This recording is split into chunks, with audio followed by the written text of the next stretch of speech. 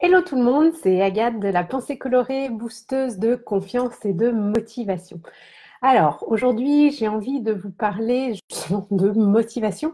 Peut-être rencontrez-vous des difficultés en ce moment, en ce mois de novembre, pour passer à l'action, pour atteindre vos objectifs, pour vous bouger les fesses, tout simplement, comme j'aime bien le dire.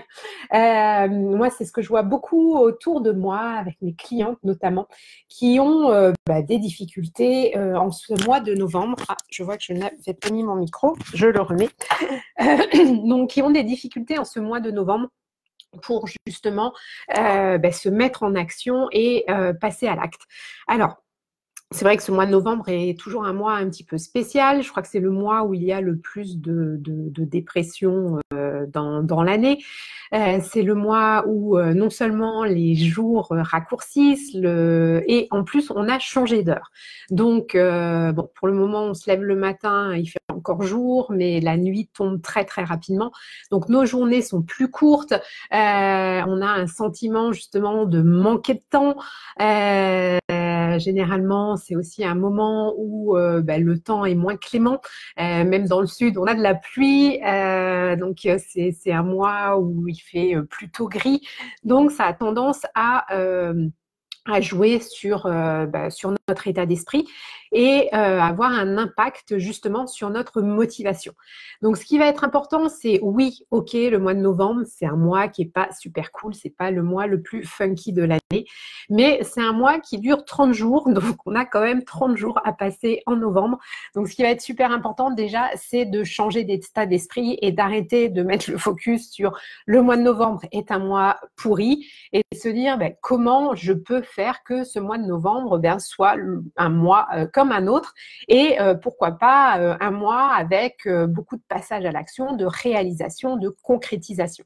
Et ça, c'est tout à fait possible. L'an dernier, exactement à la même époque, j'avais organisé un atelier que j'avais appelé Hello Action et où j'avais 7 ou 8 femmes qui participaient et elles ont réussi à passer à l'action et à concrétiser certains de leurs objectifs. Il y en a même une qui cherchait à acheter une maison depuis plus d'un an, qui n'arrivait pas à s'y mettre et qui a trouvé sa maison et qui a déménagé, changé de région. Donc, c'est tout à fait possible en novembre d'accomplir de belles choses.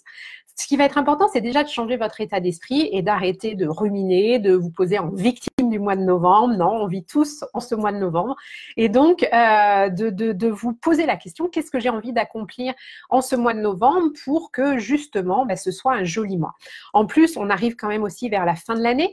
Donc, ça peut être aussi un moment pour vous poser, vous retourner, vous dire qu'est-ce que j'ai pas encore accompli en 2019 et où là, il me reste moins de 2 mois, mais justement, j'ai ce mois de novembre.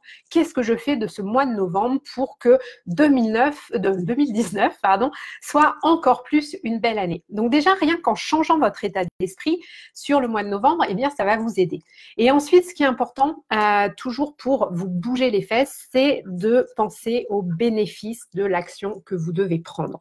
Par exemple, si vous avez décidé de vous remettre au sport ou de continuer à aller au sport et que, oui, le soir, c'est difficile de sortir de chez vous alors que vous êtes bien installé dans votre petit cocon et qu'il faut peut-être reprendre votre voiture, reprendre le métro pour aller à un cours de yoga, de pilates, d'équitation ou quel que soit le sport que vous faites ou d'aller à la piscine. Oui, bien sûr, ça va être difficile de vous motiver, de vous mettre en action. Mais si vous, au lieu de penser à OK, là, il faut que je me bouge les fesses, c'est difficile, et que vous vous focalisez sur ce que ça va vous apporter, sur le bénéfice que vous allez tirer de ce passage à l'action, eh bien, ça change toute la donne.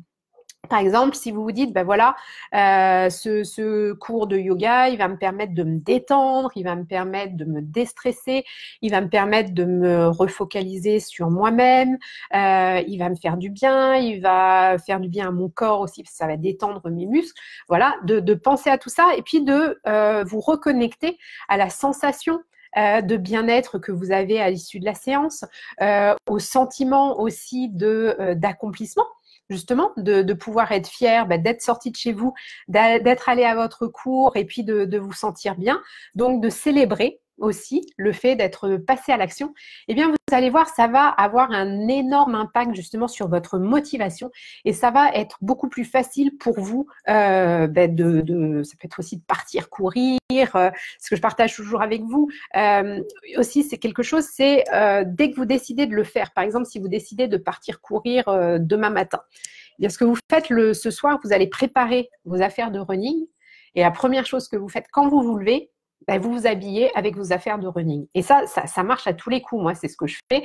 Une fois que vous êtes habillé en affaires de running, vous allez partir courir. Vous n'allez pas vous dire, non, là, je vais rester à la maison à glandouiller.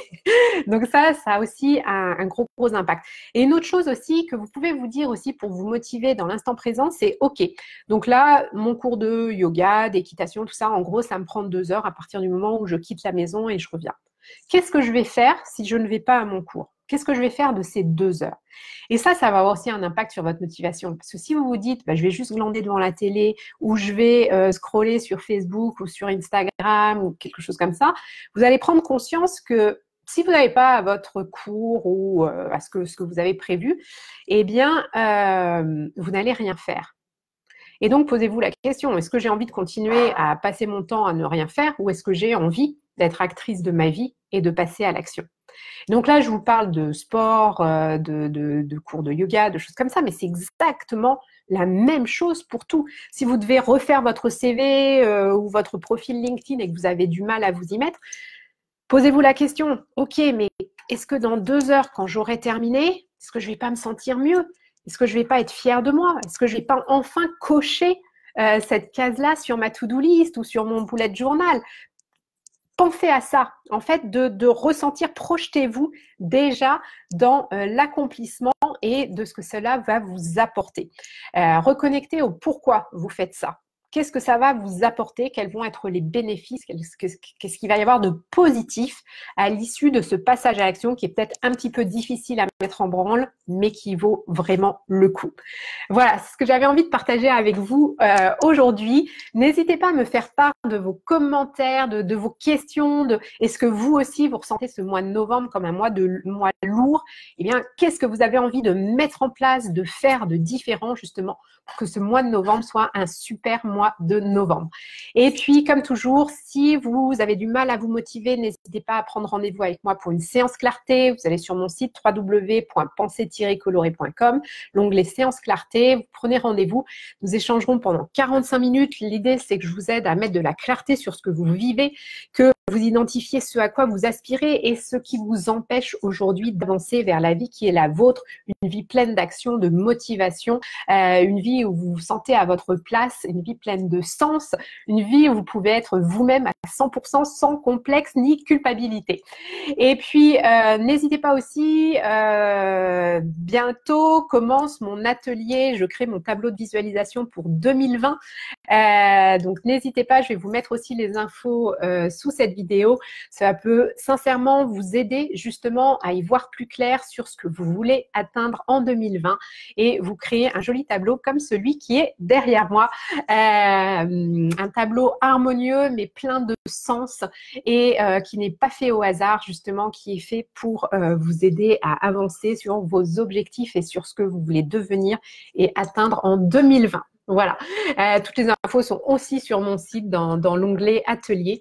Sur ce, je vous souhaite une très très belle journée. Prenez soin de vous, je vous envoie plein de belles énergies colorées et puis je vous dis à très vite. Bye bye.